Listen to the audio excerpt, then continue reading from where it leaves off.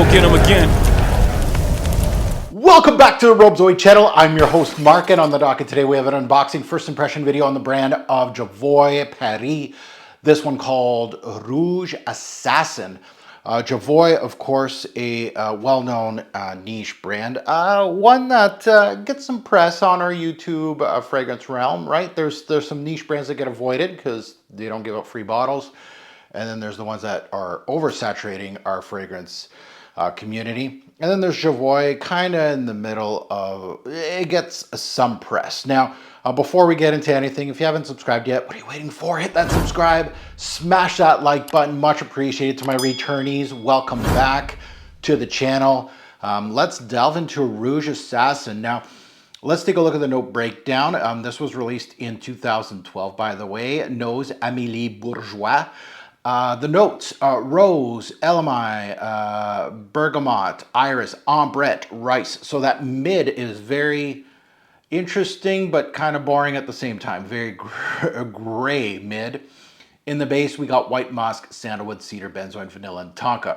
Now let's take a look at the pricing. This one retails on Jovoy's website at $140 USD. I thought these were more expensive. Guess I'm wrong. 400 mil, and then 105 on Fragflex. So you're getting a little bit of a discount, not too much, but yeah, I didn't know these were that cheap. I thought they were more expensive than that. I don't know. Anyway, beautiful bottles, you know, very simplistic, but it has that Jovoy charm to it. And I've had no issues with the bottle. So let's take a look at this one. We'll put it on strip first, and then we'll put it on skin. Not a bad atomizer. Let's delve into this one. Rouge Assassin. So I'm assuming something red, but I guess the rose? Iris dominant, straight up. You're getting that powderiness. You're getting a little bit of rose. You're getting a little bit of vanilla. So very much that mid, you know, when I was saying like kind of plain, kind of gray, kind of, you know, this is where this fragrance is going at this moment. You're getting a little bit of that sweetness from the vanilla. The vanilla is nothing crazy here. The iris gives its familiar lipstick cosmetic vibe. There's a little bit of freshness from the citruses, the elemi with its lemony resin appeal. But there's that certain dryness that iris can bring to a fragrance. It is bringing it here. So there is kind of like that chalkiness or that, you know, that dryness that iris can bring to the fragrance. Ambrette does the same thing. Like it really sucks out, careful with my words, anything in the air that will be, you know, it has that certain chalkiness. We'll get it. We'll go from there. So iris, ambrette, and even the rice here, that middle is those notes interchange themselves basically. They do a lot of the same things. Obviously, they all have their quirks.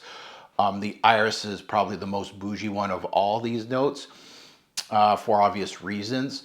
But I'm getting that slightly earthy, balmy, leathery aspect, that earthiness that ambrette can give out to a scent, but there's powderiness in here. Light woods, a little bit of light wood, sandalwood in this one. And again, that vanillic aspect can be tonka bean, but I'm not getting any almond quality. I'm not getting any cherry. There's not real color in here. So Rouge Assassin, rouge, red. You know, I see where they're going with this. I think the profile was red lipstick, you know, on a woman, which is like a, you know, an assassin. Rouge means red in French, if you didn't know. I'm not getting any red here, and I thought the rose was going to be that culprit. It's not. I understand the whole concept of the red lipstick vibe, but it's more chalky cosmetic. Almost Silent Assassin would be a better name than Rouge Assassin, honestly. It's classy, powdery, musky, creamy, all those things. Nothing new to the game. Well executed from what I smell here. But again, it goes for a certain specific demographic will like this kind of scent profile. Now, Yeah, it doesn't have like that wow factor that some Jovoys do. And then again, my personal taste, right? There is iris-based, ambrette-based, whichever one you want to choose. Iris is the classier one. And we all know that there's some out there in the iris genre that absolutely destroy the competition. And this is one of those that is not in that realm. I mean, it's very good, but it's not in that upper echelon that I'm asking for something a little more classy, a little more, I don't know, smooth, I guess. I feel like this one has a little bit of those. I think there's a little too much chefs in the kitchen that do the same thing. Iris, ambrette, rice. And I think it takes away a little bit from the whole theme, in my personal opinion, of course. But a solid set that has no rouge at all, no red, at least now. I'm not getting any. No. Now that you heard my take, I'd love to see yours in the comments below. Good, bad, and the ugly about Rouge Assassin. I don't think this one's like a... I found one on YouTube. I don't know how many reviews there is. Probably, I would say I could probably count on one hand on how many Rouge Assassin fragrance reviews there is. I don't think I would be the first, but some things have surprised me in the YouTube realm in regards to brands like these that they're not constantly giving out free bottles on new releases. So this one right here gets that stamp of approval. It's good. But if somebody asked me for like an iris ambrette fragrance, this would be on the short list, but it wouldn't be at the top of the list, we'll say. If you're asking me for a top 10 that just gives you that vibe, this should be on there because there's nothing other than that. Like there's some small things like vanillic aspects. There's a little bit of a woody sandalwood, among others that give out small nuances, but the main theme is that ambrette, iris, rice kind of feeling. So yeah, not bad. Now that you heard my take, I'd love to see yours in the comments below. Good, bad, and the ugly, right? You don't have to agree with me. We can high five in the comments if you wish to do so. We'll see who's first in the comments. That seems like it's a new thing now on my channel. We'll see who wins.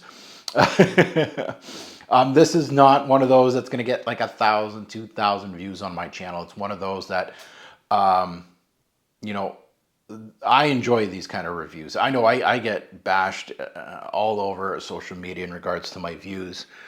Okay, ask your favorite influencer to do Paris Hilton fragrance reviews. Ask them to do things that are, 20 years plus old. Look at my channel and look at my top 10 videos when I used to do them. And when I'm talking about fragrances that are actually, new releases or releases that are like Vibrato that I talked about, Aventus Absolu that I talked about. I'm getting thousands of hits. So people are saying, oh no, he's not relevant anymore. Well, yeah, if your favorite fragrance reviewer was talking about stuff like Paris Hilton and stuff like that, yeah, maybe they would be getting 300-400 views, unless they pay for them. Okay, so as always, a great pour fragrance will make a lasting impression. Choose your scent wisely. Thanks for watching, YouTube. Have a good one.